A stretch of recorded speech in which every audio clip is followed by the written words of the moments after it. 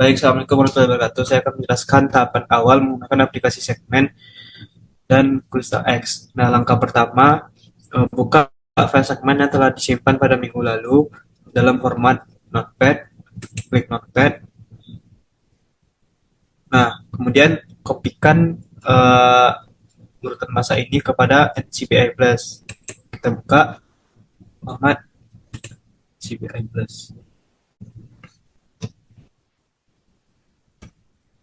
Nah, kita masukkan ke dalam entry query sequence ini. Setelah itu, kita scroll ke bawah,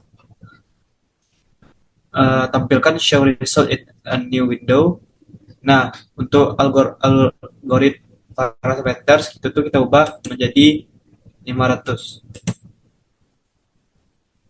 Nah, kemudian kita centang juga show result in a new window. Habis itu kita klik blast.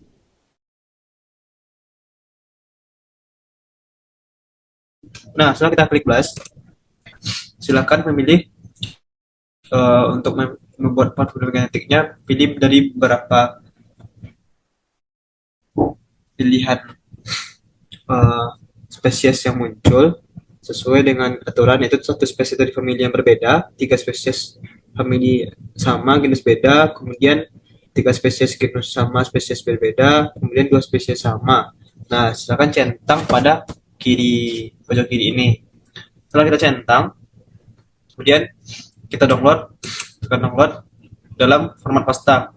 Nah, nanti hasil downloadannya kita buka di dokumen yang download dengan cara notepad. Notepad. Nah, ini. Setelah itu maka akan muncul tampilan seperti ini. Nah, ini. Setelah itu tambahkan eh, file yang kemarin yang di komunitas kuli satu lagi. Nah, di sini saya sudah tambahkan. Kemudian segala merek-merek dihapus dan hanya meninggalkan namanya saja. Contohnya seperti ini. Tes ujian CES. Nah, spasi itu diganti dengan underscore. Setelah itu, kita tekan file, habis itu kita save as, kita simpan di mana saja, jangan lupa menukar namanya. Lanjut ke Crystal X. Oke, sekian dulu. Assalamualaikum warahmatullahi wabarakatuh.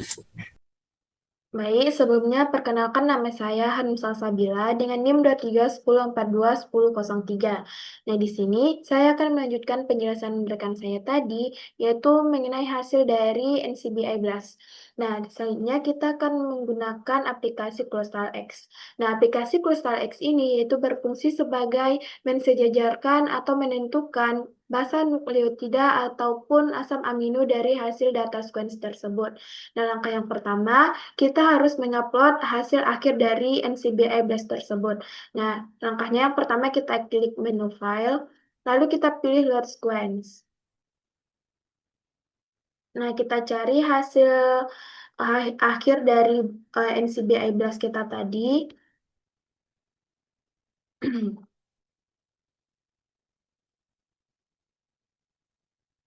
Lalu kita klik open. Nah, setelah tampilannya seperti ini, kita pilih menu element. Lalu kita pilih do you complete element, lalu kita OK. Nah, kita tunggu beberapa saat prosesnya.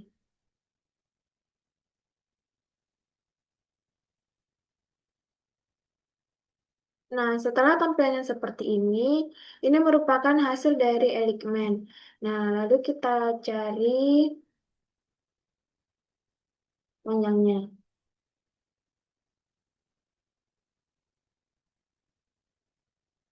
Nah, setelah tampilannya seperti ini, kita main save-nya yaitu dengan cara mengklik menu file lagi, lalu kita pilih save sequence, lalu kita klik menu pasta atau kita checklist pasta, lalu kita Lalu kita ubah nama filenya yaitu hasil blast 2.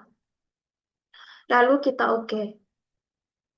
Nah, untuk langkah selanjutnya yaitu penghapusan bahasa ambigu, yaitu dengan menggunakan aplikasi BioEdit akan dijelaskan oleh rekan saya. Terima kasih.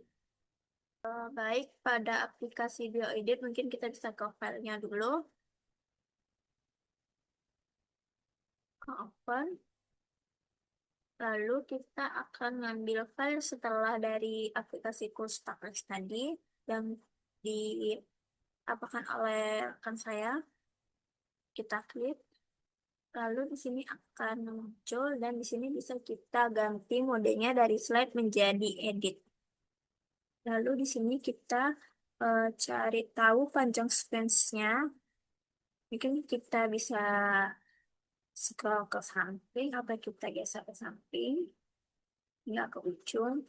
Lalu pastikan bahwa dia tuh sampai ujung. Mungkin bisa kita klik. Dan di sini dapat diketahui bahwa panjang sequence-nya itu 16.914. Lalu di sini kita kelihatan bahwa di sini tidak sejajar bahasa-bahasanya. Mungkin bisa kita perbaiki atau kita edit. Dari sini kita lihat bahwa bahasanya tidak. Kita klik di sini. Lalu kita geser lagi ke samping. Terus kita klik. Lalu kita hapus. Nah, terus yang ini mungkin bisa kita buat saja. Nah, kita cari mungkin lagi ada yang bolong-bolong atau seperti ini. Bisa kita hapus saja. Bisa lagi. Nah, di sini kelihatan juga. Kita hapus. Nah, dari sini juga ada yang tidak sejajar, mungkin bisa kita hapus. Dari sini kita klik dulu. Lalu kita geser ke samping. Bisa kita klik di sini.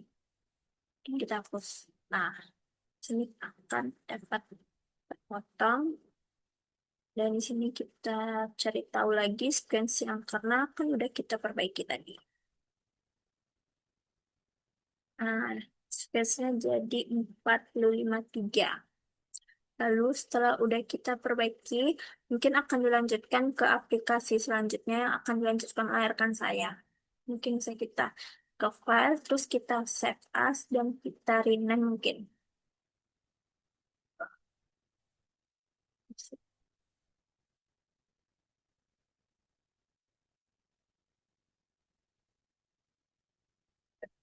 Nah, dah. Baik, selanjutnya kita akan masuk ke aplikasi Mega, ya di mana kita akan masukkan filenya terlebih dahulu dengan mengklik tombol file pada bagian kiri atas. Setelah itu kita klik open a file atau session. Setelah itu kita masukkan file yang sudah disimpan tadi. Lalu kita buka. Setelah itu kita pilih yang analyze. Lalu oke. Setelah itu kita klik bagian vertebrate mitokondrial. Nah, kita klik bagian TA. Nah, di sini kita dapat melihat bahasa-bahasanya yang dimana kita melihat yaitu yang pertama C atau conserve site, yang dimana conserve site itu merupakan jumlah posisi basa atau asam amino yang tidak berubah di seluruh sequence yang kita bandingkan. Nah, lalu kita juga dapat melihat nilai V yang dimana merupakan variabel size, yang dimana variabel size ini merupakan jumlah posisi yang mengalami variasi atau perbedaan basa. Nah, kita juga dapat melihat nilai Pi, yang dimana Pi itu nucleotide diversity atau keragaman nukleotida, yang dimana nilai rata-rata perbedaan nukleotida per situs antar dua sekuens dalam suatu populasi, yang dimana semakin tinggi nilai Pi, maka akan semakin tinggi juga tingkat keragaman genetik di antara sekuens-sekuens tersebut. Pada bagian ini kita bisa melihat bagian S-nya itu hanya ada pada dua takson saja yang berbeda. Nah, selanjutnya setelah kita melihat bagian dari singletonnya, kita klik close, kemudian kita klik bagian distance, bagian yang ini. Setelah diklik, pilih compute pairwise distance, kemudian klik OK. Setelah itu pilih yang variance estimation methodnya itu menjadi bootstrap method dan bootstrap replicates-nya itu 500. Kemudian klik OK. Setelah itu kita bisa melihat hasil dari distance. Nah, pada gambar ini merupakan hasil distance dari beberapa taksa yang diambil. Pada bagian ini penjelasan itu tentang jenis-jenis dari pohon filogeny yang ada pada aplikasi Mega ini. Pertama itu kita klik bagian yang filogeny, terus kita lihat, nah ini ada muncul jenis-jenisnya, itu ada maximum likelihood joining, minimum evolution, dan UPGMA, serta maksimum parsimoni. Nah, di sini rekan jelaskan 4 itu antara maksimum likelihood joining, minimum evolution, dan juga maksimum parsimoni. Nah, ini coba klik salah satunya. Caranya itu dengan kita klik aja. Nah, klik OK. Nah, pada tampilan ini untuk yang the off filogeny-nya itu kita ubah jadi booster plot. Terus untuk booster application-nya itu adalah 500. Kita klik OK.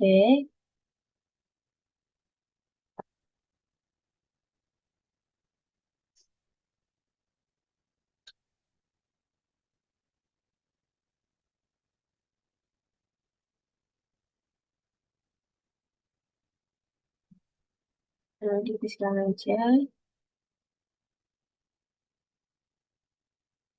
Nah, pada bagian ini kita buat booster yang screen. Nah, akan menjadi tampilannya kan bentuknya seperti ini nih. Ini ada angka-angka, di mana angka-angka ini menunjukkan seberapa dekat hubungan kekerabatan antar spesies ini. Nah, benda semakin besar angkanya, maka dia akan semakin pendek cabang-cabangnya ini, dan juga akan semakin dekat hubungan kerabatan antar spesiesnya.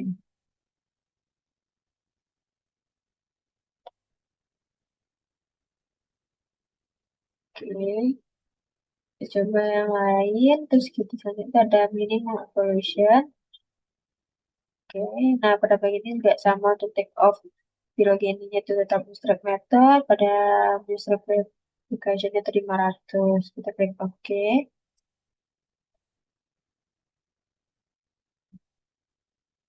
Nah, kalau itu kalau seperti ini, kita ambil bootstrap dengan seperti ini.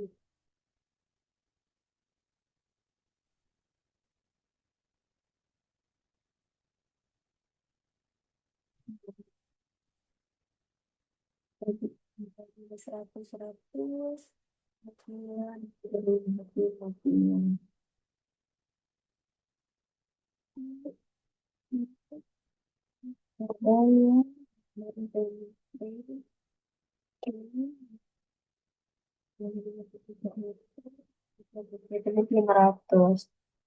Oke.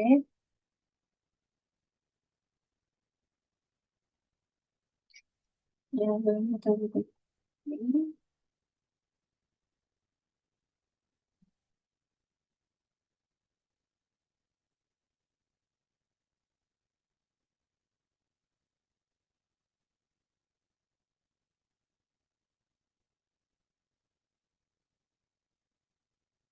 Nah, ini untuk yang neckbone, ada 100, 150, 58, 57, 55. Nah, kalau dia 100, nanti semakin besar angkanya menunjukkan bahwa semakin dekat juga hubungan kekerabatannya. Diefraktif itu ada bentuknya yaitu maksimum likelihood. Oke. Nah, untuk yang maksimum likelihood, untuk bagian take off nilai ini itu adalah standar bootstrap. Dan untuk bootstrap equation itu tetap 500. Nah, pada bagian likelihood ini, itu tuh membutuhkan waktu yang lebih lama dalam prosesnya. Nah, sebelumnya tuh ini ada coba buka juga. Dan kita lihat hasilnya.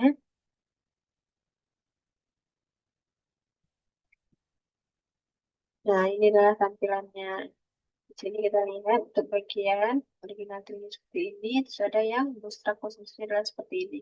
Nah, ini ada 100, 96, 974. Nah, pada pohon-pohon Phylogeny ini dapat kita simpulkan apabila angka-angkanya ini semakin besar, maka percabangannya ini akan semakin gede dan juga menunjukkan semakin dekatnya hubungan kekerabatan antar suatu spesies. Nah, kemudian dari atas Fujianis 1 itu dekat dengan Lincoln atas Fujianis 2. Terus ada lagi yang sekumpulan keluarga kita dengan atas kulit 1 dengan yang atas kulit 3. Terus sekian yang dapat Yuna jelaskan. Yaitu dengan Assalamualaikum warahmatullahi wabarakatuh.